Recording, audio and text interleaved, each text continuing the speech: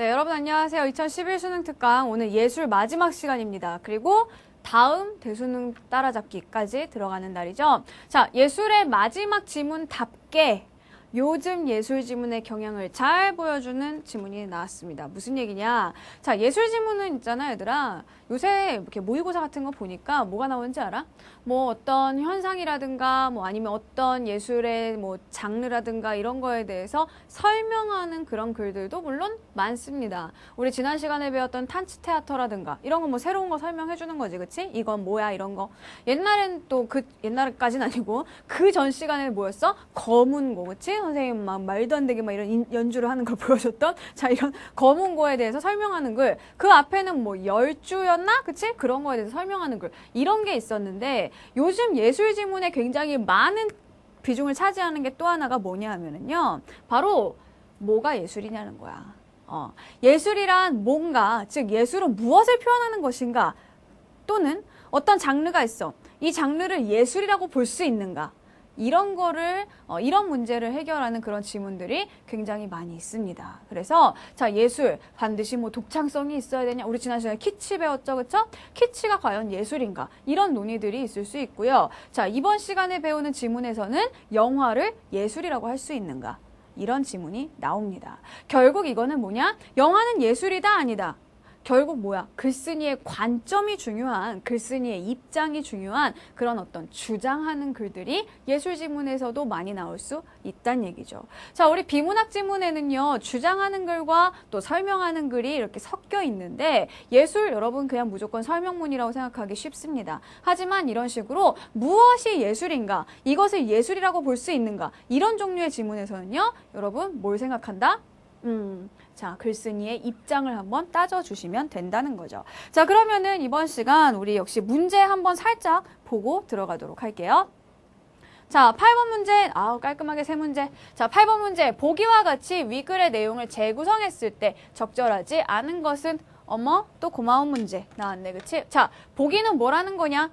위 글의 내용을 재구성했다. 즉, 뭐 했다? 정리했다. 자, 위 글의 내용을 요약했다. 이런 얘기 아니니? 자, 그러면 이런 거는 우리가 보기 한번 봐줘야 됩니다. 그쵸? 보기를 보면 뭘 알 수 있어? 이 글의 전체적인 흐름을 알 수 있다는 겁니다. 잘하면 글에 나온 글쓴이의 입장까지도 알 수 있지. 우리 지난 시간에 키치에서 한번 해봤단 말이야. 이따 한번 해보자. 자, 그 다음에 9번. 자, 발터 베냐민이라는 사람이 나오나봐, 여기. 자, 이 사람이 영화를 미학의 범주에서 다루기 위해 제기했음직한 의문으로 적절한 것은 이라고 했어요. 자, 얘 같은 경우에는 뭐냐. 자, 제기했음직한, 제기할 만한 의문을 너네가 추리해내는 거지. 추론 문제야. 자, 미학이라는 말 여러분 예술 지문에서 자주 나오는데, 자, 미학? 아름다운 학문? 자, 이렇게 생각하니까 어렵지? 그냥 이거 예술이라고 봐. 자, 영화를 예술의 범주에서 다루기 위해, 즉 무슨 얘기야? 영화를 예술로 보기 위해서 제기했음직한 의문이 뭐냐? 추론 문제입니다. 자, 이따 살펴볼 거고. 10번, 보기에 대해서 위글의 글쓴이가 보일 반응으로 가장 적절한 것은 이라고 했어. 이거는 무슨 얘기냐? 자, 이 글의 글쓴이가 보일 반응이라는 것은요, 뭘 묻는 거야, 결국? 얘의 관점. 이걸 묻는 거죠. 이 관점에 입각해서 뭐? 보기를 한번 해석해봐라. 혹은 보기를 평가해봐라. 이런 문제가 됩니다. 결국 중요한 건 뭐다? 여기에서 글쓴이가 가지고 있는 관점이 가장 중요해지겠다라는 얘기가 되겠습니다. 자, 어때? 역시 중요한 건 뭐다? 자, 주장하는 글에서는 뭐다? 예술이 뭐다라고 말하는 글에서는 글쓴이의 관점이 가장 중요해진다라는 얘기예요. 자, 그럼 제일 먼저 뭐 본다고? 또 지문부터 본다? 아니야. 뭐 보라고? 보기 8번 보기를 보자. 왜? 이 글의 흐름을 알 수 있으니까요. 자, 8번 보기를 한번 봅시다. 자, 보기 논제 나와 있습니다. 자, 논제가 뭐야? 이 논의의 주제라는 거죠. 지금 우리가 어떤 문제를 가지고 논의하냐? 자, 영화는 예술인가? 라는 겁니다. 자, 영화가 예술이냐 아니냐? 지금 이 얘기를 하고자 한다는 거지. 자, 배경. 영화는 상업성과 오락성을 지니고 있다. 자, 상업성, 오락성 이런 거는 우리가 일반적으로 예술성과 좀 반대편에 있다라고 생각하는 거죠. 그렇죠? 그러니까 영화에 대해서 우리가 예술인가? 라고 고민하게 된다는 겁니다. 자, 그 다음에 영화는 다른 장르에 비해서 그 역사가 짧다. 자, 영화는 외부의 지원 없이 존립하기 어렵다. 자, 이런 것들이 바로 영화가 예술인가 하는 그런 논의가 나오게 된 배경이라고 볼 수 있겠죠? 자, 글쓴이의 입장. 자, 영화는 예술로서 그 자격이 있다. 없다라고 본 겁니다. 얼마나 고마워? 자, 지금 봐봐. 우리가 지금 1번부터 5번 중에서 적절하지 않은 거 하나를 골라야 되잖아요. 즉, 5개 중에서 4개는 맞고, 그치? 하나는 틀린 그런 내용이 나올 텐데, 고맙게도, 자, 입장. 자, 글쓴이의 입장. 뭐라고? 영화는 예술로서 그 자격이 있다라는 건 영화는 예술이란 얘기야, 결국. 자, 이 옆에 번호 있어, 없어? 없지. 자, 번호가 없다는 거는 뭐야? 이게 틀릴 가능성이 없다는 겁니다. 즉, 글쓴이의 입장은 보기에서 우리한테 선물로 준 거야. 선물로 준 거야. 봐봐. 여기 번호 있어, 없어? 1, 2, 3, 4, 5 여기 있어, 없어? 없잖아. 이거는 우리가 판단할 게 아니야. 그냥 글쓴이의 입장 알려준 거야. 고맙지? 자, 그러면 이 사람은 영화가 예술이라는 입장에서 이 글을 쓴 거네요. 그죠? 자, 근거는 그럼 뭐냐? 영화를 예술로 볼 수 있는 근거가 뭐냐? 첫 번째, 뭐라고? 자, 영화는 예술의 유일성을 자, 이전보다 부각시키고 있다. 자, 두 번째 근거는 영화는 다른 장르들을 종합하는 특성을 가지고 있다. 자, 그 다음에 세 번째 자, 영화는 인간의 정신에 영화가 인간의 정신에 어떤 일정한 역할을 담당하고 있다라는 내용. 자, 이런 3가지 근거를 통해서 영화가 예술이다라고 보는 입장이란 얘기죠. 자, 그러면은 여기 보면 여기는 번호가 있잖아. 그치? 이게 3번, 얘가 4번, 얘가 5번. 이건 어떻게 해야 돼? 우리가 판단을 해줘야 돼. 틀린 게 하나 있다는 거지. 자, 그 위에 있는 배경, 첫 번째, 두 번째. 여기도 역시 1번하고 2번이 있죠. 그쵸? 자, 이 배경에서도 역시 우리가 얘가 맞냐 틀리냐 이거 답을 찾아줘야 됩니다. 어쨌든 큰 수학이 있었어. 이 사람의 입장은 영화를 예술로 본다는 거였지. 자, 그러면 지문을 봐봐. 아우, 지문 짧아. 보자. 자, 다른 장르와 달리 자, 첫 번째 봅시다. 자, 첫 번째 단락에서는 뭐가 제시될까? 지금 이 보기에서 얘들아 맨 위에 뭐가 있었어? 자, 논제가 이렇게 제시됐잖아. 그치? 자, 논제. 영화는 예술인가? 즉 문제 제기. 이거는 그대로 우리가 이 글에 적용해 볼 수가 있겠죠? 아마 첫 번째 단락은 문제 제기 단락이 될 것입니다. 보세요. 다른 장르와 달리 영화는 예술인가? 라는 논쟁이 자주 제기된다. 문제를 제기하고 있는 거지. 영화는 예술인가? 자, 이러한 논쟁이 제기된 이유는 이러한 논쟁이 제기된 이유. 영화가 예술인가? 라는 그 문제가 제기된 이유. 그게 뭐야? 배경이지. 그치? 자, 지금 배경을 여기에서 3가지를 제시를 해줬잖아요. 보기에서. 그 배경 얘기가 여기 나올 겁니다. 자, 우선 영화가 신생 장르로서 수천 년 넘게 거슬러 올라가는 다른 장르의 역사와는 견줄 수 없기 때문이다. 이게 뭐야? 두 번째 배경에 들어가는 내용이잖아. 여기 보기에 뭐라고 돼 있어? 다른 장르에 비해서 역사가 짧다는 거. 그래서 이런 문제가 나오게 됐다는 거잖아. 안타깝게도 근데 여기는 지금 번호가 없죠? 당연히 맞는 말을 했네 그냥. 자, 또한 그 기원 자체도 일종의 원죄처럼 작용한다. 19세기 말에 영화가 발명되었을 때 그것은 장터의 구경거리의 하나로 신기한 기술이며 오락이었다. 자, 오락성이 제시된다. 뭐야? 아까 배경의 첫 번째에 오락성이 있었지. 그치? 자, 오락성을 지닌다. 1번. 맞는 설명이잖아요. 그죠? 자, 그리고 계속 보자. 이렇게 시작된 영화는 그 특성상 기술적 진보 없이는 존재 자체가 불가능하다. 무슨 얘기야? 영화는 기술이 발달해야지만 존재할 수 있다는 거죠. 결국 영화 자체가 가지고 있는 어떤 내적인 조건 외에 외부의 어떤 지원을 받아야만 한다는 겁니다. 계속 볼까? 산업적, 경제적, 정치적 규정 등의 예술 외적 조건들이 영화가 실현되기까지 필수 불가결한 역할을 담당한다. 즉, 영화에는 수많은 기술적 통제가 개입되고 실현 과정이 집단적 성격을 지니며 제작과 보급이 산업적 기반 없이는 성립될 수 없다. 자, 이게 뭐야? 배경의 3번째죠. 자, 배경 3번째에 뭐가 나와 있었는데 영화는 자, 외부의 지원 없이 존립하기 힘들다, 어렵다라는 내용이 나와 있어. 2번도 역시 맞는 설명이 된다는 겁니다. 됐지? 자, 배경 3가지 다 나와줬습니다. 자, 계속 보자. 자, 3번째 단락을 가볼게요. 자, 3번째 단락. 발터 베냐민은, 발터 베냐민? 아까 문제를 본 효과가 좀 있네. 자, 아까 뭐가 있었어? 9번 문제. 자, 9번 문제에서 뭘 얘기했나? 발터 베냐민이 영화를 예술의 범주에서 다루기 위해 제기했을 의문이 뭘까? 자, 그럼 어때, 얘들아? 9번 문제 풀려면 어디서 풀고 가야 돼? 지금 이 순간 풀고 가야 되는 겁니다. 그죠? 세 번째 단락을 보면서 9번을 해결해야 되는 거야. 자, 그럼 봐봐. 이 발터 베냐민은 사진이나 영화와 같은 복제 기술의 등장으로 인해 예술 작품의 의미가 변화된다고 보았다라고 했습니다. 자, 이 발터 베냐민이라는 사람. 자, 발터 베냐민이라는 사람. 이상한데 발벤? 자, 이 발벤은요. 자, 뭐라 그랬어? 이 사람은 복제 기술의 등장. 자, 이것으로 뭐가? 예술의 의미가 변화됐다. 자, 예술이라는 것의 의미가 변화를 겪게 되었다라고 봤다는 거야. 자, 그는 기계적 복제가 예술 작품의 아우라를 제거한다고 봤다는 겁니다. 자, 무슨 얘기야? 자, 예술의 의미를 변화시켰는데 이 기술로 인해서 예술의 의미가 어떻게 변화되냐? 얘가 가지고 있는 어떤 아우라, 이것이 제거된다는 거야. 뭐 때문에? 얘 때문에. 자, 아우라가 뭐야?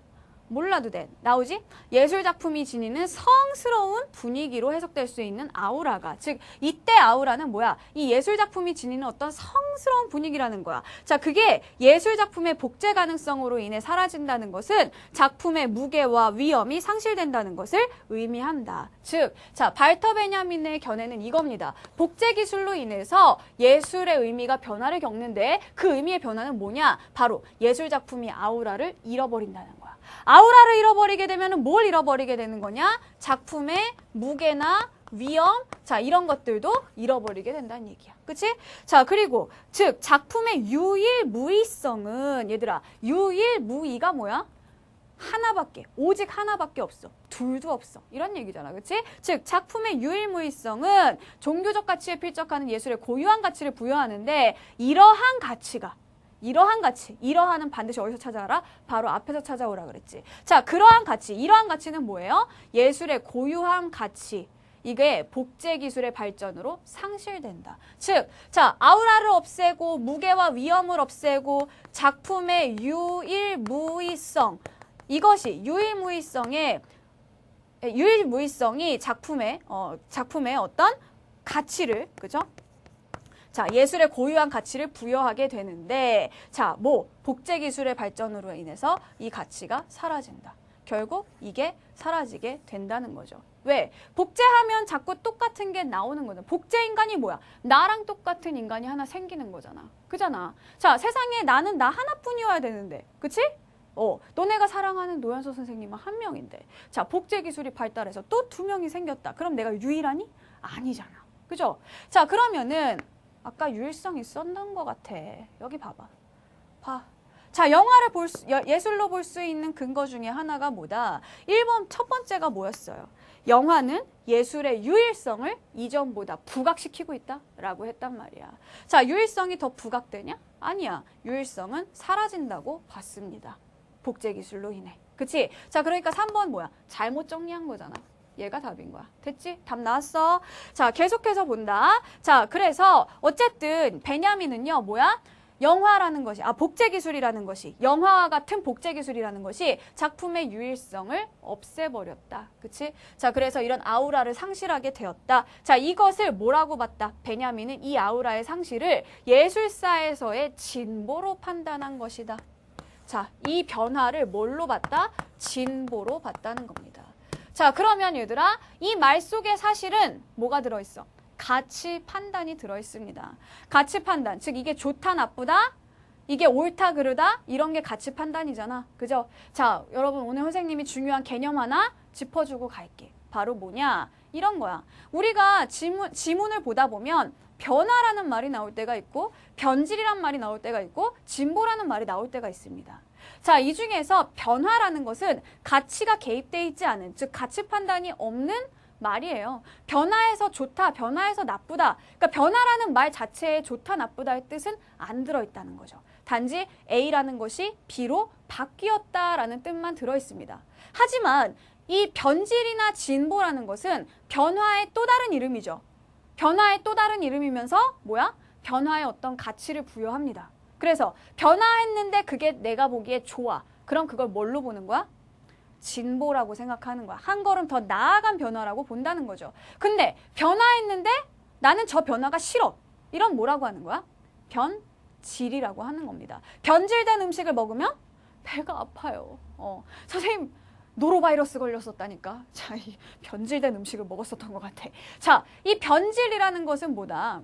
바로 변화는 했는데 그 변화가 나쁜 쪽일 때 변질이란 말을 쓴다는 거죠. 그래서 얘들아, 변화, 변질, 진보, 특히 변질이나 진보라는 단어가 지문에 나와주면 여러분 뭘 생각해야 된다? 이건 단순히 바뀐 게 아니야. 이 사람의 주장, 이 사람의 관점이 여기에 들어가게 된다는 겁니다. 됐죠? 자, 그러면은 지금 여기에서 발터 베냐민은 이 복제 기술로 인해서 예술이 변화하게 된 것을 뭘로 본 거냐? 진보로 봤다는 거잖아. 즉, 이 변화에 대해서 어떻게 생각해? 긍정적으로 보고 있다는 겁니다. 그 얘기는 복제 기술에 대해서도 긍정적으로 보고 있다는 얘기죠. 됐죠? 자, 그러면 다음으로 넘어갑시다. 자, 어쨌든 지금 이 발터 베냐민이라는 사람은 영화 같은 이런 복제 기술의 발달을 예술에 있어서의 어떤 좋은 쪽으로의 변화, 진보라고 보고 있는 겁니다. 자, 그래서 결국 뭐다? 좋은 쪽으로 봤으니까 영화는 뭐다? 예술이다. 지금 아까 뭐라 그랬어? 이 사람의 입장이 이거잖아. 그치? 글쓴이의 입장이 이거잖아. 글쓴이의 입장이 영화는 예술이다라는 거니까 이 사람 뭐야? 자기와 같은 견해를 가지고 있는 학자들의 이야기를 끌어올 필요가 있었다는 거죠. 자, 그 두 번째로 끌어온 사람이 누구냐? 그 다음에 있죠. 자, 영화가 예술이기 위해서는 베냐민과 같은 미학적 논의 이외에도 다른 장르와 구별되는 영화의 특성이 존재해야 할 것이다. 리치오토 카누도는 자, 두 번째 사람이 나왔습니다. 자, 이 카누도는 이런 영화의 예술적 특징을 뭘로 봤다? 종합으로 보았다. 자, 여기 봅시다. 자, 이 사람이 영화를 예술로 보는 근거. 첫 번째, 유일성을 부각시킨다. 틀렸어. 얘가 답이라는 건 이제 알았죠?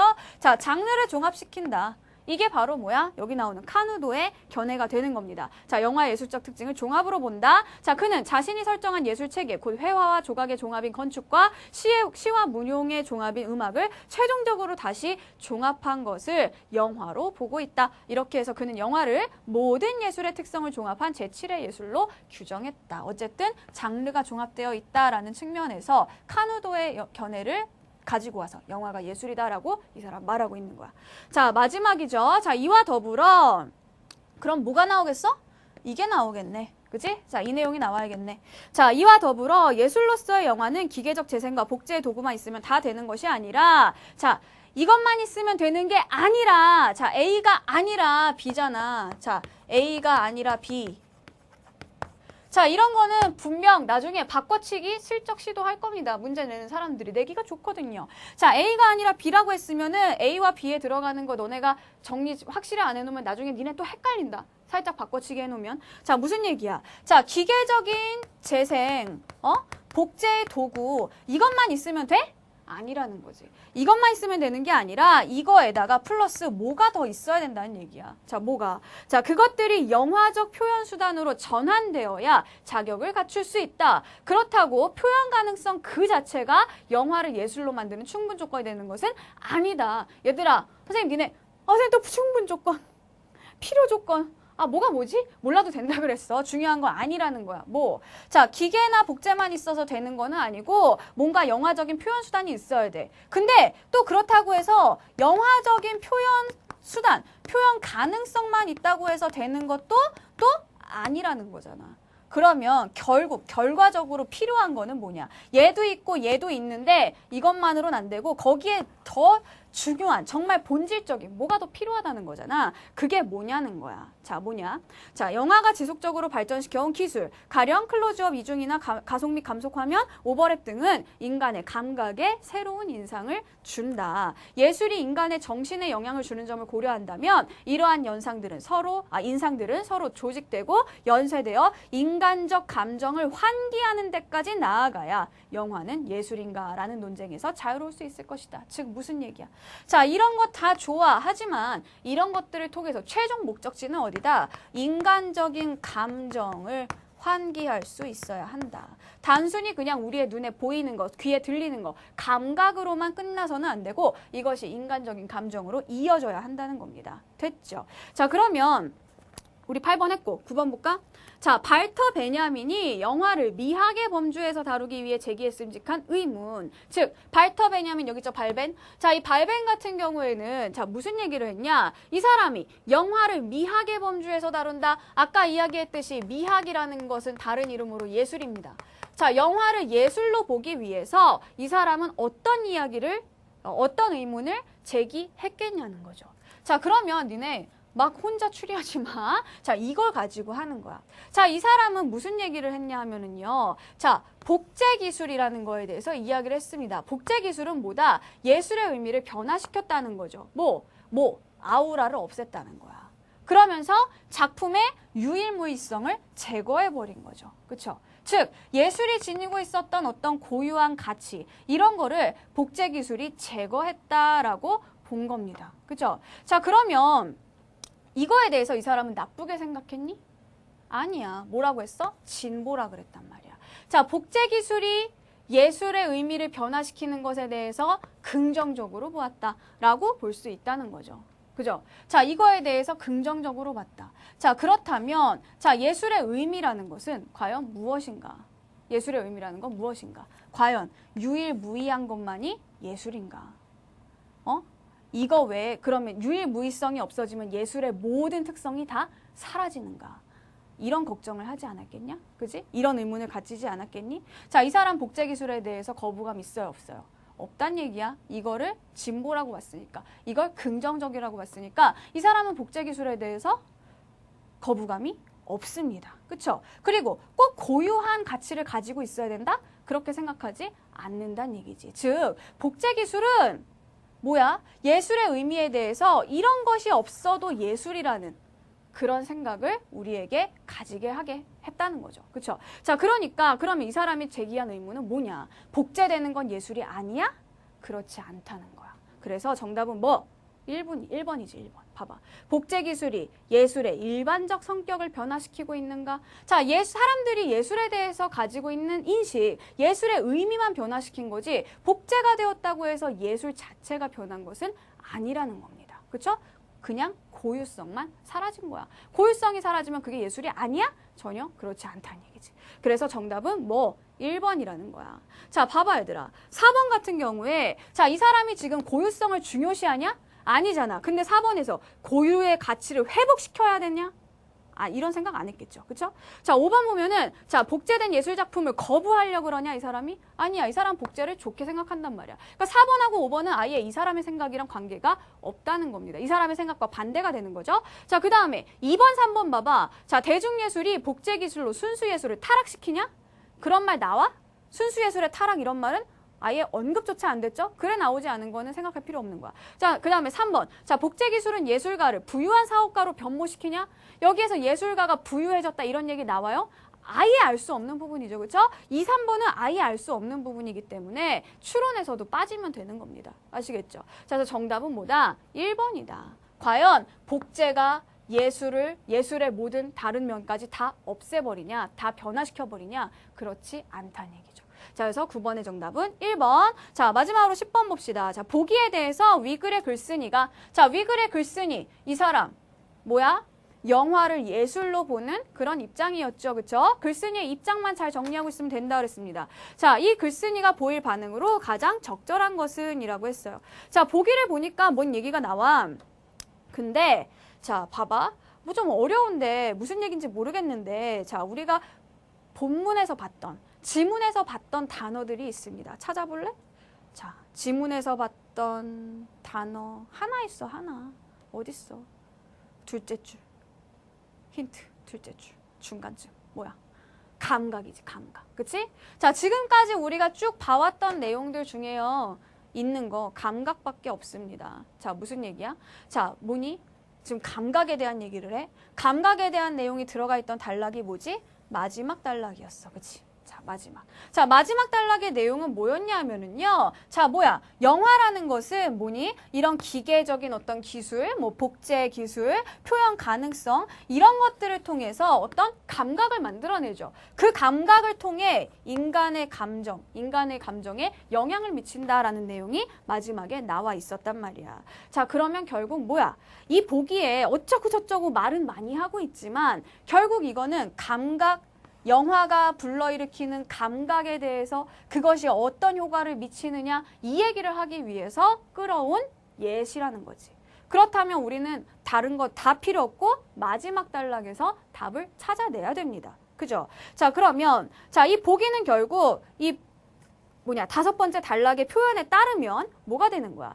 이 보기의 내용은 영화나 뭐 환등기 뭐 이런 것들을 통해서 인간의 감각에 새로운 인상을 준 예야. 인간의 감각에 새로운 인상을 준다. 그리고 이것이 인간적 감정을 환기하는 데까지 나아가야 한다. 이게 다섯 번째 단락의 내용이었잖아. 자, 그러면 정답은 뭐가 되겠니?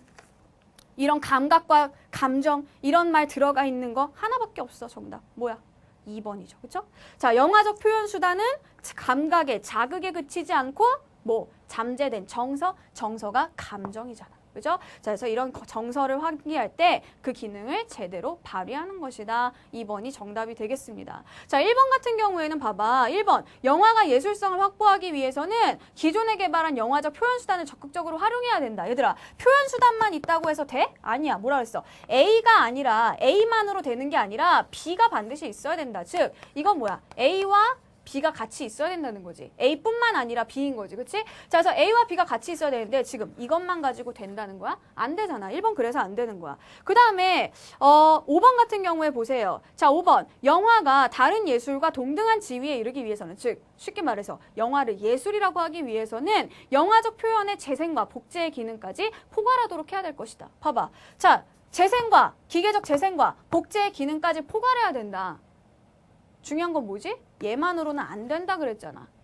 얘만으로는 안 되는 게 아니라 반드시 이 부분이 와줘야 돼. 이것만 가지고는 영화를 예술이라고 할 수 없다고 했어. 그래서 5번도 안 되는 거죠. 나머지 3, 4번은 뭐냐? 아예 글에서 언급되지 않았던, 지문에 언급되지 않았던 내용이기 때문에 버리는 겁니다. 되셨죠? 자, 그래서 예술 이렇게 끝났어요. 얘들아. 자, 주장하는 글. 예술 지문에서도 주장하는 글이 있을 수 있고 주장하는 글에서는 글쓴이의 입장을 파악하는 게 무엇보다 중요하다라는 그런 교훈을 얻을 수 있는 시간이었습니다. 자, 그러면 오늘 또 교훈을 봐야죠. 자, 오늘 명언은요. 우리 승민이가 올려줬습니다. 자, 진승민 친구가 시를 하나 올려줬는데 선생님도 되게 좋아하는 시예요. 같이 한번 볼까요? 내려갈 때 보았네. 올라갈 때 보지 못한 그 꽃. 짧죠? 네. 고은의 그 꽃이라는 그런 시입니다. 네. 정말 짧은 글이지만 이 친구의 말에 의하면 정말 촌철살인인 것 같아요. 그죠? 짧지만 우리를 찌르는 그런 내용이 있어. 무슨 얘기야? 올라갈 때는 내가 꽃을 보지 못했지만 내려갈 때 보게 되었다는 거죠. 즉, 얘들아, 너네가 계속 위로 올라가려고만 하게 되면 어떻게 돼? 작은 아름다움을 발견할 수가 없다는 겁니다. 자, 지금 너희는 물론 올라가려고 공부를 하고 있어. 하지만 너희가 정말 공부를 그렇게 열심히 해서 너네가 가고 싶은 대학에 갔다고 하자. 생각만 해도 신나는데? 하지만 인생은 거기서 끝이 아니라는 거지. 너희들 대학 가면 인생 끝이야? 아니야. 그 뒤로 여러분은 삶을 살아야 돼. 그리고 어때? 정말 많은 사람들에게 도움이 되는 사람이 돼야 된단 말이야. 위로 올라가려고, 나 혼자 잘 살려고, 돈을 더 많이 벌려고 하다 보면 주변의 아름다움, 작은 것들, 이런 것들을 놓치게 됩니다. 자, 지난 시간에도 선생님이 어떤 거 보여줬지? 노자의 도덕경에 나온 말 보여줬었죠. 그쵸? 자, 낮은 곳으로 내려가라는 얘기입니다. 알겠어요? 자, 여러분 지금은 올라가야 하지만 여러분의 등급도 올려야 되고, 그치? 여러분의 대학도 올려야 되고 합격해야 되고, 하지만 그 올라간 후에는요, 다시 내려가세요. 낮은 곳으로 내려가고 아픈 사람들을 돌봐주고 여러분들보다 약한 사람을 항상 보듬어주는 그런 사람들이 됐으면 좋겠다. 그리고 그런 사람이 되기 위해서 공부했으면 좋겠어요. 그냥 정말 나 혼자 잘 먹고 잘 살자고 공부하는 사람 선생님 키우지 않겠다. 자, 그러면 우리 이제 기출문제 봐야 돼.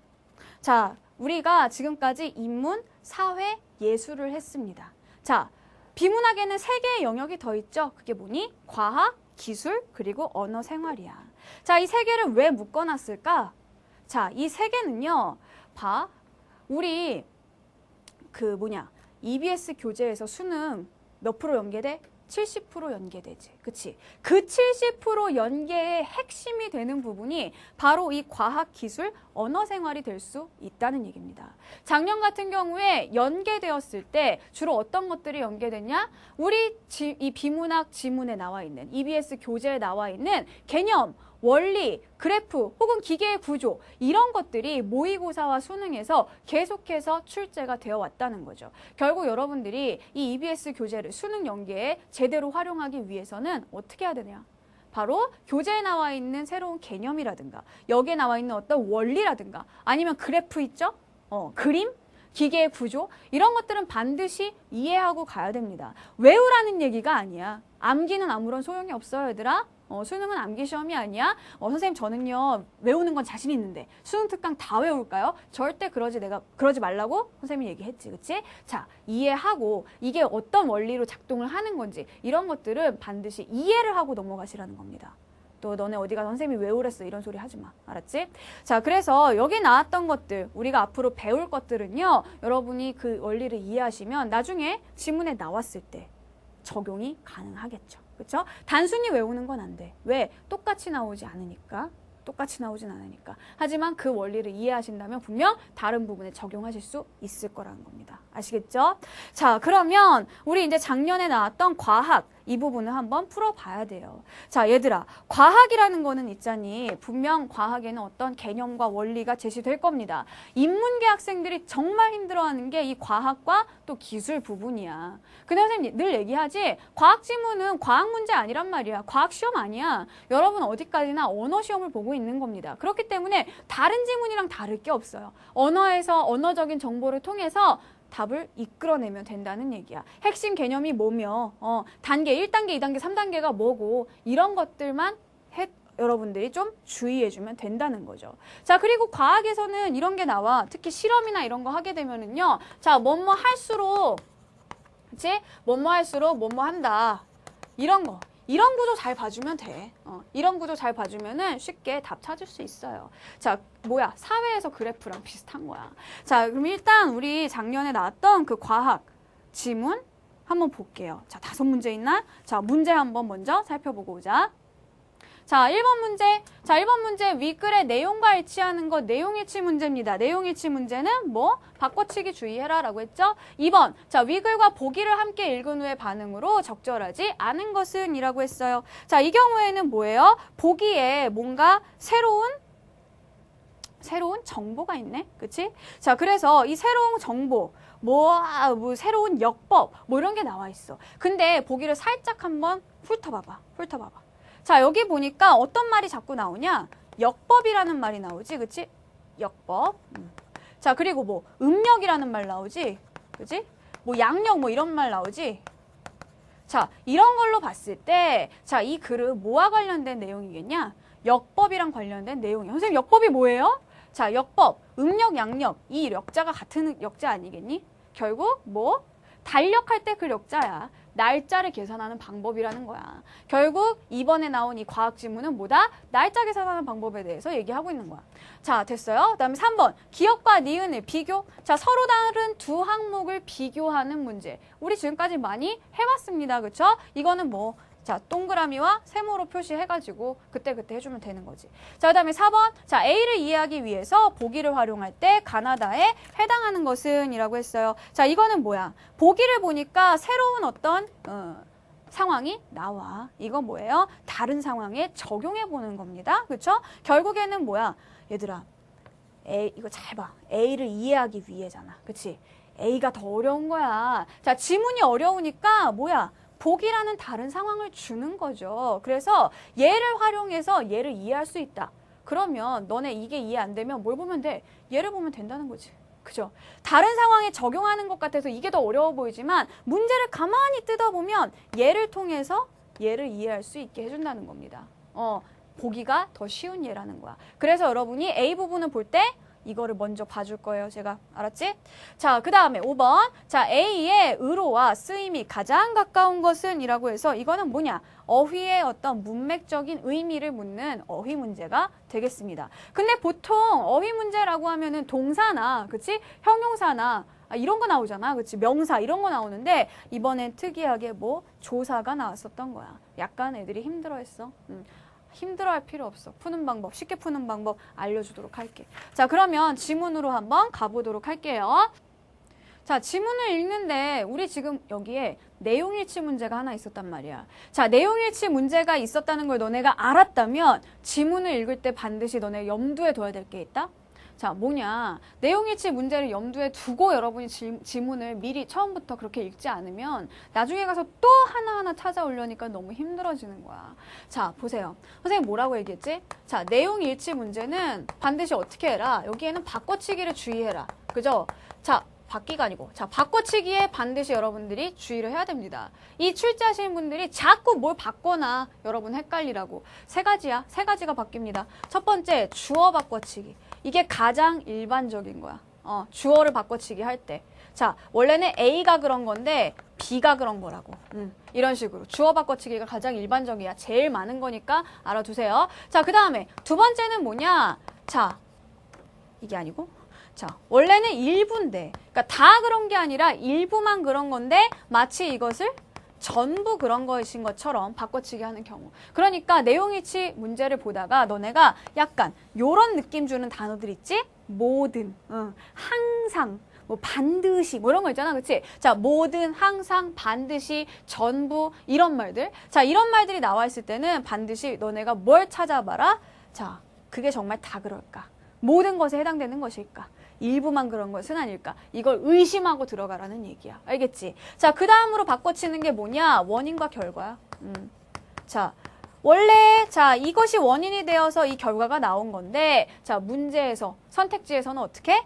반대로 마치 반대인 것처럼 살짝 이 원인과 결과의 순서를 바꿔치기 하는 경우가 있다는 겁니다. 알겠어요? 자, 그래서 내용일치 문제가 내용일치 문제가 나왔구나 그러면 얘네들 또 바꿔치기 하겠네 대충 여러분 예상하고 가시라는 거예요. 바꿔치기의 대상은 주어 혹은 전체와 일부 그리고 원인과 결과다. 요거 알고 들어가시면 좋겠죠. 자, 그러면 너희들 지금 어떻게 해야 되니? 그때그때 확인하면서 가셔야 된다는 거야. 자, 그러면 지문 볼게. 자, 이거 아까 뭐라 그랬어? 달력할 때 그 역법, 날짜 계산법에 대한 얘기라고 했습니다. 자, 보면은, 자, 1582년 10월 4일의 다음 날이 1582년 10월 15일이 되었다. 10일이 사라지면서 혼란이 예상되었으나 교황청은 과감한 조치를 단행했던 것이다. 이로써 그레고리력이 시행된 국가에서는 이듬해 충분히 3월 21일에 밤과 낮의 길이가 같아졌다. 자, 얘들아, 이 과학 지문은 정말 정답률이 낮았던 지문입니다. 그리고 많은 학생들이 포기했던 지문이고요. 이유가 뭔지 아니? 첫 번째, 과학이기 때문에 아예 애들이 처음부터 포기한 경우. 두 번째, 글이 되게 뜬금없어요. 이 글의 특징이 뭐냐? 되게 뜬금없게 쓰여져 있어요. 그치? 첫 번째 문장과 두 번째 문장과 세 번째 문장의 연관성을 너희가 파악할 수 있겠니? 굉장히 뜬금없어.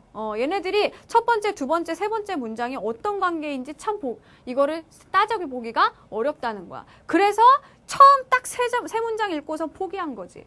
근데 사실 계속 읽으면 읽을수록 이해가 되는 글이었거든, 이거는. 끝까지 읽었으면. 앞에서 포기하지 말라는 거야. 이런 게 바로 이분들이 난이도를 높이는 그런 나름의 꼼수셔. 나름의 방법이셔. 그러니까 얘들아 속지 마. 어려운 거 아니야. 잘 그냥 생각해봐. 자, 10월 4일 다음 날이 원래 며칠이 돼야 돼? 10월 5일이 돼야 되지. 그치? 자, 10월 4일 다음 날은 10월 5일이 돼야 되는데 지금 10월 5일이 아니라 10월 15일이 돼버렸대잖아. 그러면 10월 5일부터 10월 14일까지 열흘이 사라져버린 거죠. 그래서 10일이 사라졌다는 건 바로 그 뜻이야. 자, 이게 바로 요걸로 가버리면서 중간에 10일이 사라졌잖아. 그래서 혼란이 예상되었지만 자, 교황청은 과감한 조치를 단행했던 것이다. 무슨 얘기야? 이거는 자연적으로 갑자기 세상이 미쳐가지고 4일 다음에 딱 15일로 시간을 건너뛴 게 아니라 누군가가 인위적으로 만든 거죠. 4일 다음 날. 자, 오늘은 5일이 아니라 오늘은 15일로 정했어. 인위적으로. 그 정한 주체가 어디야? 교황청이라는 거야. 자, 교황청이 정했다. 교황청은 어떻게 보면 좀 종교적인 기관 아닌가? 그치? 결국 여기에는 종교적인 목적이 없을 수가 없겠죠? 그쵸? 뒤에 보면 나와. 자, 이로써 그레고리력이 시행되다. 얘들아, 이때 력이라는 건 달력할 때 력이라 그랬다. 자, 이로써, 즉 4일 다음 날을 15일로 함으로써, 이라는 건 바로 앞에 있는 말이잖아, 그치? 자, 이런 조치를 취함으로써 그레고리력을 시행한 국가에서는, 자, 그레고리력이 뭐겠냐? 바로 이 10월 4일 다음에 10월 15일로 이 날짜를 바꾼, 10월 5일을 10월 15일로 바꾼 이 달력이 바로 뭐다? 그레고리력이다. 이렇게 만들게 한 게 바로 그레고리력이다. 자, 이 그레고리력의 이것이 시행된 국가에서는 이듬해 춘분인 3월 21일에 밤과 낮의 길이가 같아졌다라는 겁니다. 자, 지금 봐봐. 그레고리력을 시행해서 그 결과로 나타나는 것이 뭐다? 그 다음에 춘분에 밤과 낮의 길이가 같아졌다는 겁니다. 3월 21일에. 자, 그럼 계속 볼게요. 그레고리력은 코페르니쿠스의 지동설이 무시당하고 여전히 천동설이 지배적이었던 시절에, 즉 이 시절. 자, 이 시절은 어떤 시절이냐? 지동설보다는 자, 천동설이 지배적이었던 시절이었다는 거지.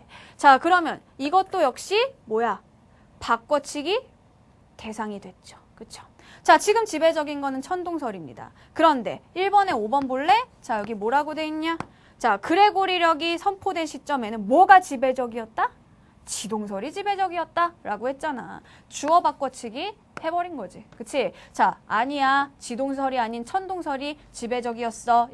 5번 틀린 거야. 답이 아니라는 거야. 자, 계속해서 보자. 자, 이때 부활절을 정확하게 지키려는 필요에 의해서 제정되었다. 봐. 아까 선생님 뭐라 그랬어? 아, 이거 교황청이 시킨 거야? 분명 종교적 목적이 있을 거라 그랬지. 그 종교적 목적이 뭐니? 부활절을 정확하게 지키려는 목적이었다는 겁니다. 자, 그 전까지는 뭘까요? 이 조치를 하기 전까지겠지. 즉, 이 조치는 뭐야? 그레고리력의 시행인데 그 전까지. 자, 그 전에는 뭘 썼다는 거야? 유럽에서는 율리우스력이 사용되고 있었다. 자, 율리우스력입니다. 자, 근데 가만히 보니까 뭐야? 여기에 니은이 붙어 있죠? 아, 그러고 보니 그레고리력에는 뭐? 기역이 붙어 있었어요. 자, 기역과 니은을 비교하는 문제 있었습니다. 그죠? 두 가지를 비교하는 문제 몇 번이었어? 뒤에 보면은 3번이 있었지. 그치? 3번을 풀려면 어때? 얘네들 우리가 서로 구분해가며 정리를 해줘야 된다는 거야. 자, 율리우스력이 사용되고 있었어. 이 전까지. 이거는 뭐냐? 카이사르가 제정한 태양력의 일종인 율리우스력은 제정 당시에 알려진 1년 길이의 평균값인 365일 6시간에 근거해서 지금 무슨 얘기냐? 율리우스력에서는요. 이 율리우스력을 만들 때, 자, 1년의 길이의 평균을, 1년은 평균 항상 365일 6시간으로 봤다는 겁니다. 자, 그래서, 자, 평년은 365일, 4년마다 돌아오는 윤년은 366일로 정했다. 즉, 이거에 근거했을 때, 어때요? 6시간, 6, 4, 24. 시간이지. 그치? 자, 그러니까 4년마다 하루가 늘어나는 거야. 그래서 어때? 365일, 자, 3년은 이렇게 지내다가 4년째에는 뭐? 366일. 이게 바로 뭐니? 4년마다 돌아오는 윤년이라는 거지. 윤년에는 366일로 했대. 이게 뭐다? 율리우스력이라는 거지. 됐죠? 자, 그리고 율리우스력의 4년은 실제보다 길었다는 거야. 문제는 이거라는 거죠. 자, 이거를 제정할 당시에는 이게 하루란다. 1년의 길인 줄 알았어. 이 당시에는. 1년의 길이가 이건 줄 알았어. 근데 실제로는 뭐야? 이거보다 짧았다는 거죠. 율리우스력의 4년이 실제보다 길었어. 그건 뭐야? 실제는 이거보다 짧았다는 거야. 그러니까 어떻게 되지? 절기는 조금씩 앞당겨져 16세기 후반에는 춘분이 3월 11일에 도래했다는 겁니다. 자, 아까 뭐라 그랬어? 춘분은 원래 3월 21일이잖아. 근데 자꾸만 어때? 이게 실제보다 길어버리니까 왜 그런 이치인지는 모르겠어, 얘들아. 물론 알겠어. 근데 따지려면 시간이 걸려. 안 해도 돼. 그거 왜 길면은 왜 춘분이 왜 앞당겨져? 막 고민하지 말라는 얘기야. 알았지? 그 고민할 시간에 그냥 그대로 받아들여. 이때 문제가 된 것은 뭐다? 춘분이 앞당겨졌다는 거다. 그러면 춘분이 앞당겨지면 왜 문제인데? 왜 문제인데? 자, 봐봐. 여기 뭐라고 돼 있어? 자, 이것은 춘분을 지나서 첫 보름달이 뜬 후 첫 번째 일요일을 부활절로 정한 교회의 전통적 규정에서 볼 때. 자, 아까 봐. 그레고리력의 목적이 뭐라 그랬다? 바로 교황청이 했다 그랬지, 그치? 종교적인 목적이었다. 그 종교적 목적이라는 것은 부활절을 정확하게 지키려고 했다는 거야. 근데 부활절을 따지는 기준이 뭐예요?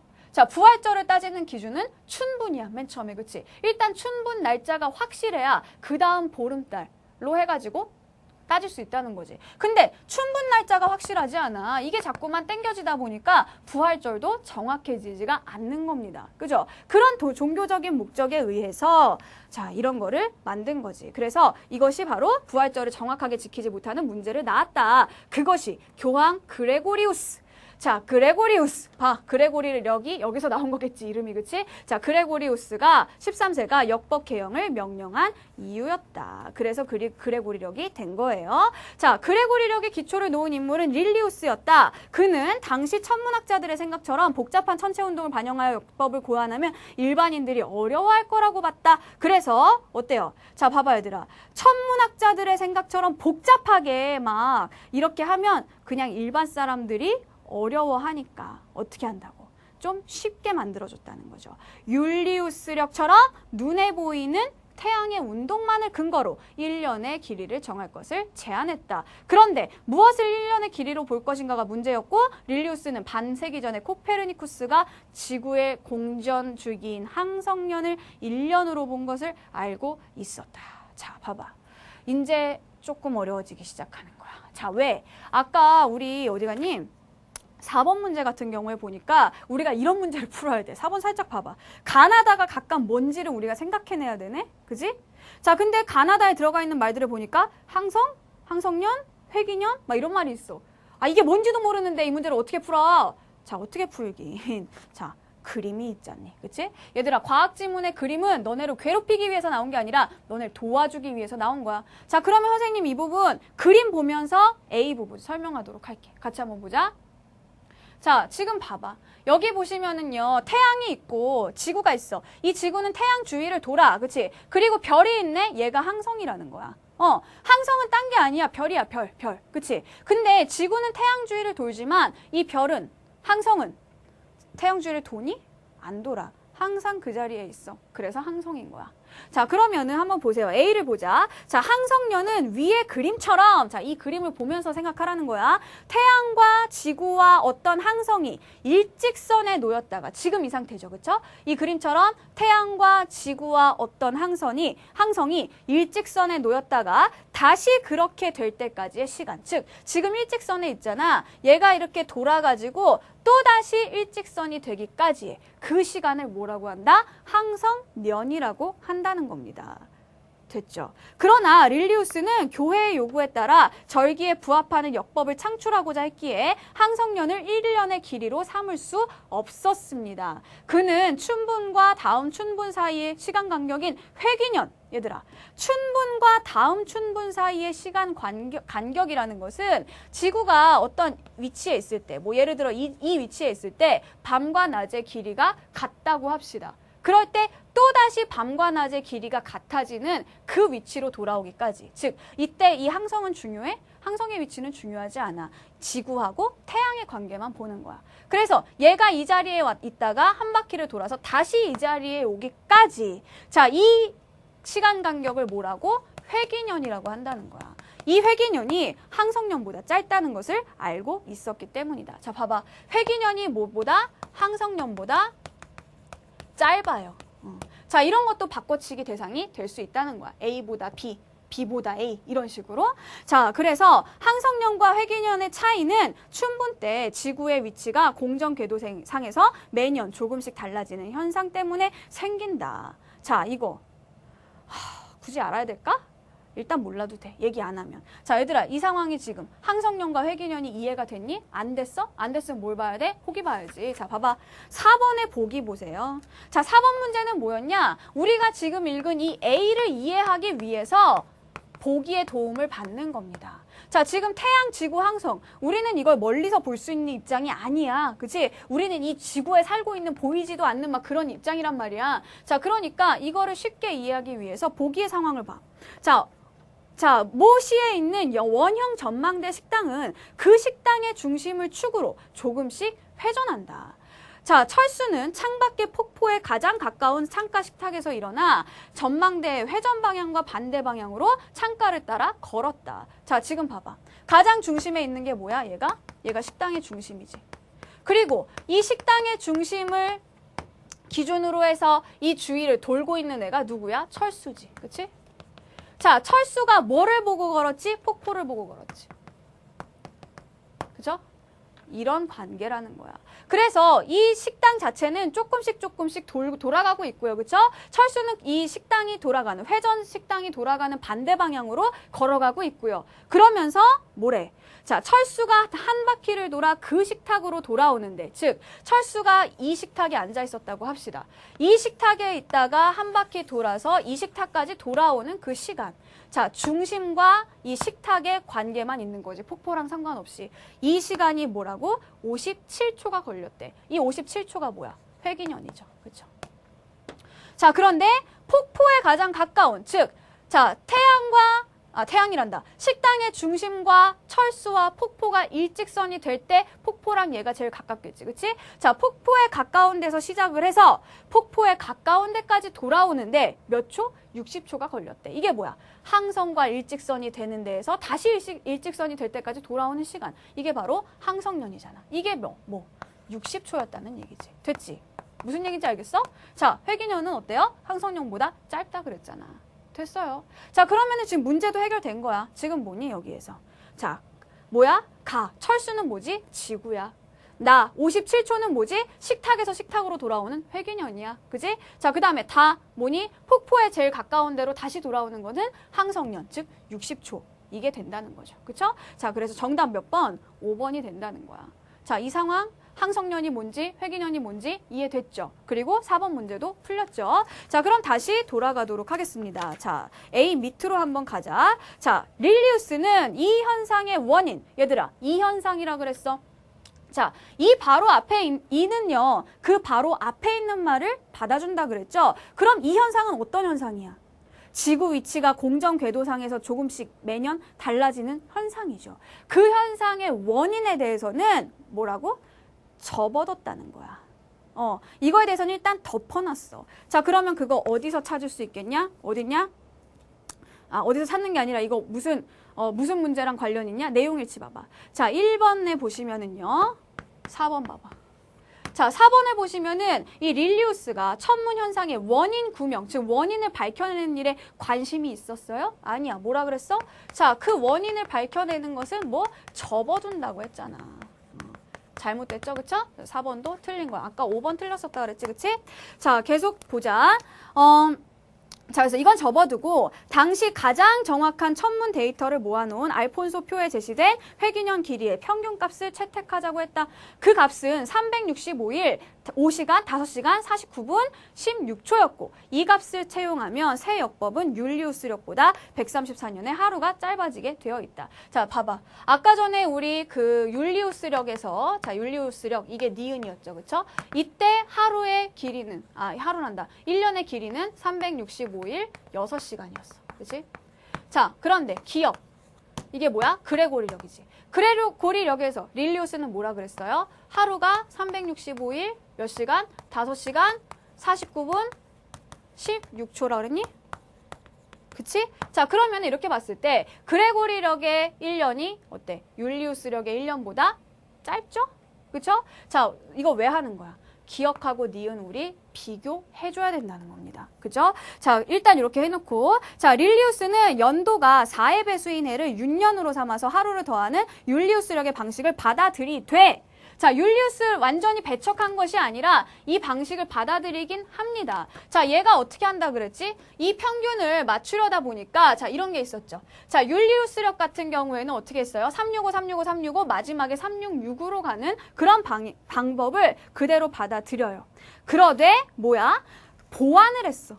왜? 좀 더 짧으니까 실제로. 자, 그래서 보완을 해서 어떻게 했냐? 그레고리력에서는 이거를 그대로 쓰면서 즉 얘는 뭐야? 4의 배수지. 자, 4의 배수가 되는 해에는 366일로 쓰되 자, 뭐해? 100의 배수는 자, 100의 배수는요, 4의 배수가 되기도 하죠. 그쵸? 자, 100, 4로 나눠지잖아. 근데 원래 4의 배수는 무조건 100년, 200년, 뭐 이런 날 있지? 그치? 자, 그럴 때는 원래 366일이 되어야 되는데 100의 배수는 그냥 어떻게 간다는 거야? 평년으로 간다는 거야. 즉, 365일로 가겠다는 거죠. 그쵸?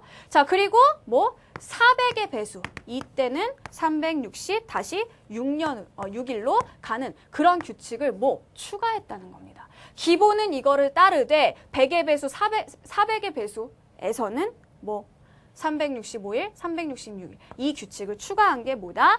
그레고리력이다. 자, 그래서 마지막에 뭐가 나와 있어요? 이 그레고리력에 의의가 나와 있지. 뭐 이거는 과학적 논쟁에 휘말리지 않으면서도 절기에 더 들어맞게 된다. 이 절기는 특히 뭐겠어?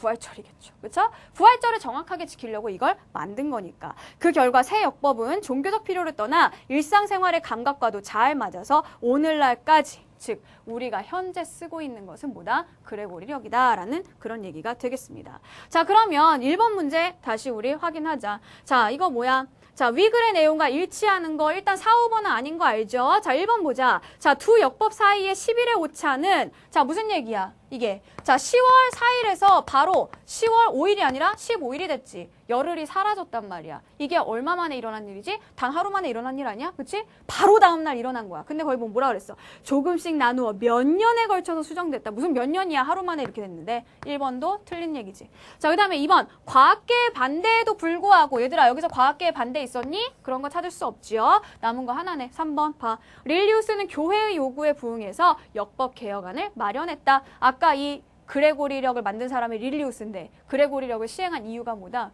종교적인 요구가 있었다는 거죠. 뭐 때문에? 부활절을 제대로 지키기 위해서 3번이 답입니다. 자, 그 다음 2번 볼까요? 자, 위글과 보기를 함께 읽은 후의 반응. 자, 보시면은요. 자, 보기. 보름달이 돌아오는 주기를 기준으로 해서 만든 역법인 음력에서는 자, 봐봐. 우리 지금 이 그레고리력이나 율리우스력이나 이런 애들은 뭐예요? 공통적으로 태양과의 어떤 그쵸? 해와의 관계를 기준으로 해서 만든 겁니다. 근데 음력이라는 것은 보름달이 돌아오는 주기, 즉 보름달이 떴다가 그 다음 보름달이 뜨는 그 주기를 기준으로 해서 만든 거래. 그래서 30일과 29일이 든 달을 번갈아 써서 평년은 한두 해가 12달로 354일이다. 그런데 이것은 지구의 공전주기와 많이 다르므로 윤달을 추가하여 13달이 한 해가 되는 윤년을 대략 19년에 7번씩 두게 된다. 아, 이거는 뭐가 이렇게 또 복잡하냐? 자, 계속 봐. 전통적으로 동양에서는 이런 방식으로 역법을 만들고 대략 15일 간격의 24절기를 태양의 움직임. 자, 동양의 역법은요. 일단 보름달의 주기를 달의 주기를 기준으로 하는 음력을 사용했지만 또 24절기라는 어떤 태양의 움직임을 고려한 그런 역법도 쓴 겁니다. 그래서 이걸 뭐라고? 태양력이라고 했다는 거죠. 그쵸? 자, 그래서 동양의 역법은 뭐다? 지금 이 율리우스력, 그레고리력은 다 뭐니? 서양의 역법이야. 근데 동양의 역법은 음력과 양력을 모두 사용하고 있다는 거죠. 자, 그러면 1번 보자. 자, 부활절을 정할 때에는 음력처럼 자, 음력이라는 거는 뭐지? 음력은 보름달에서 그 다음 보름달이 될 때까지야. 즉, 달의 모양이 중요한 거지. 동그란 달에서 동그란 달이 될 때까지. 근데 부활절 정할 때 어떻게 했죠? 부활절의 기준이 뭐였지? 맨 처음 춘분이 있어야 되고 춘분이 지난 후 첫 번째 보름이었잖아. 얘도 달의 모양을 중요시하네. 춘분 지나고 처음으로 동그란 달이 뜰 때. 그때잖아. 자, 그래서 1번 맞죠? 그 다음에 2번 동서양 모두 역법을 만들기 위해서 천체가 뭐야 얘들아? 해, 달, 별 이런 게 천체야. 다 고려했죠? 2번 맞죠? 자, 그 다음에 3번 서양의 태양력에서도 보름달이 돌아오는 주기를 고려했습니까? 부활절을 정할 때는 고려했지만 지금 우리가 지금까지 이야기했던 이 태양력, 그레고리력, 율리우스력 다 태양력이라고 했는데 여기에서는 보름달과 관련된 내용 하나도 안 나와 있었죠? 3번이 답입니다. 자, 그 다음 4번. 자, 그레고리력의 1년은 태양력의 12달과 일치하지 않죠. 왜? 그레고리력에서는 1년을 365일로 보는데 여기에서는 354일로 보잖아. 그죠? 뭐야? 거의 11일이나 차이가 나고 있어요. 자, 그 다음에 5번. 자, 윤달이 첨가된 태음 태양력의 윤년은 율리우스력의 윤년보다 길겠다. 얘들아 봐라. 율리우스력의 윤년은 며칠이죠? 366일입니다. 근데 윤달이 첨가된 태음 태양력의 윤년은 며칠이야? 아까 뭐라 그랬어?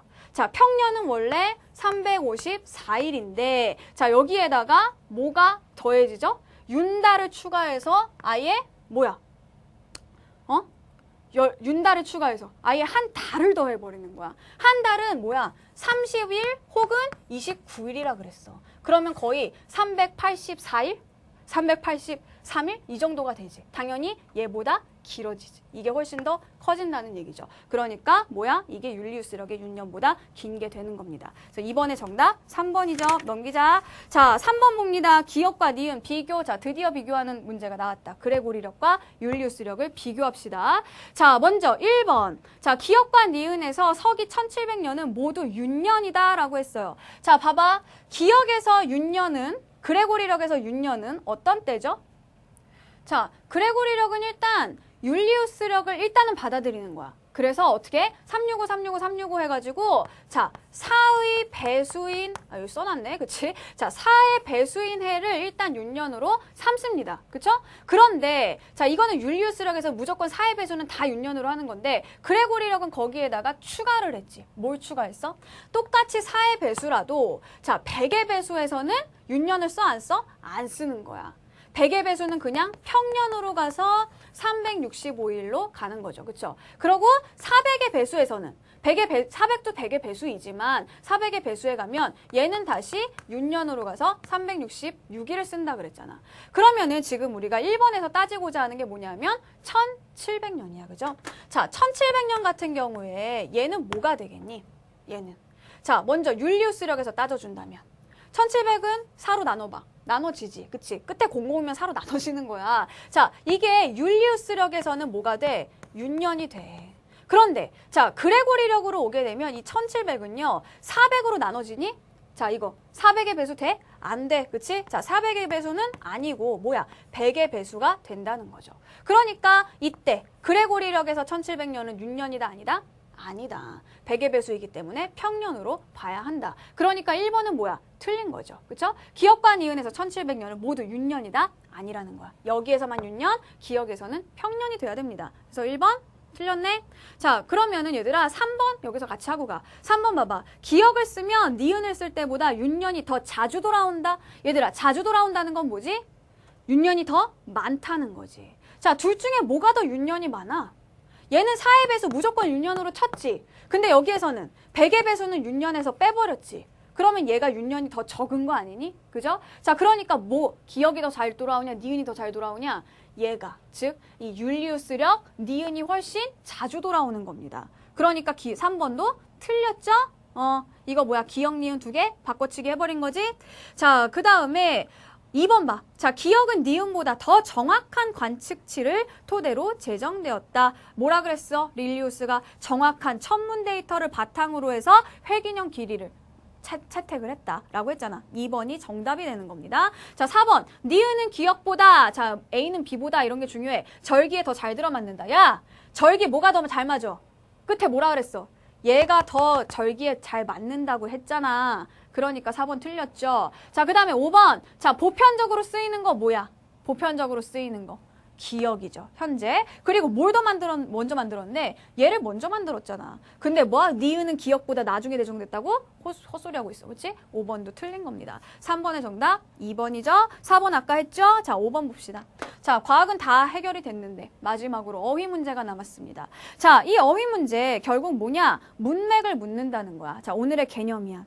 자, 어휘의 문맥적 쓰임을 묻는 문제 반드시 한 문제 나오죠. 이건 사실 뭐냐? 다이어의 의미 구분 문제입니다. 자, 이 문제는 선생님이 개념 급탑제에서 푸는 방법을 자세히 설명을 해줬었어. 오늘 다시 한번 해줄게요.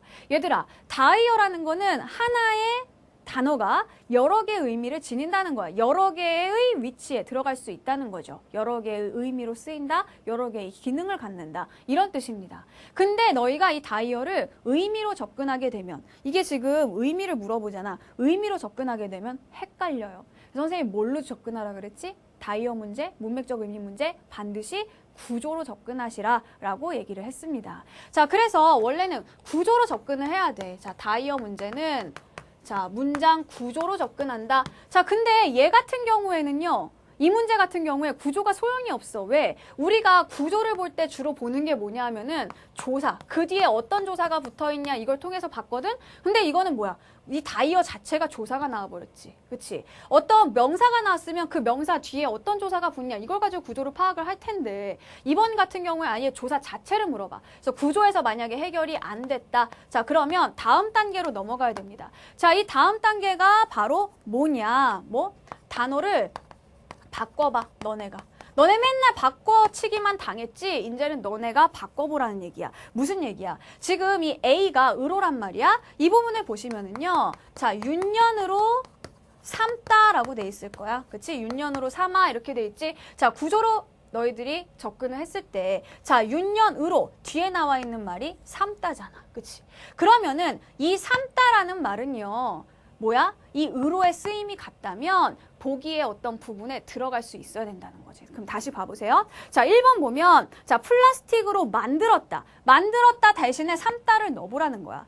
2번은요. 토론으로 해결하자 대신에 삼아보자를 넣어보라는 거야. 3번은 차기 회장으로 뽑혔다. 회장으로 삼다. 뽑혔다 자리에 삼다를 넣어보라는 거지. 즉, 의로 뒤에 자, 나머지 보기들 1번부터 5번까지는 의로 뒤에 어떤 동사가 나와 있어. 이 동사를 한번 삼다로 바꿔봐. 그래서 말이 되는 게 있고 안 되는 게 있어. 말이 되는 게 답이라는 겁니다. 그럼 답 하나밖에 안 나와. 몇 번? 3번이라는 거죠. 그쵸? 자, 차기 회장으로 뽑혔다.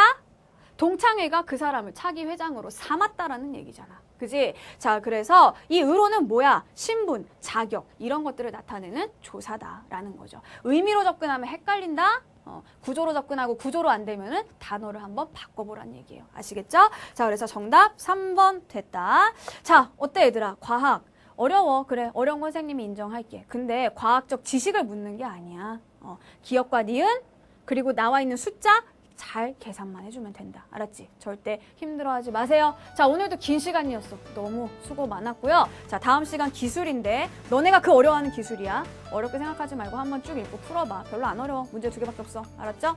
자, 다음 시간에 뵙도록 할게요. 수고하셨습니다.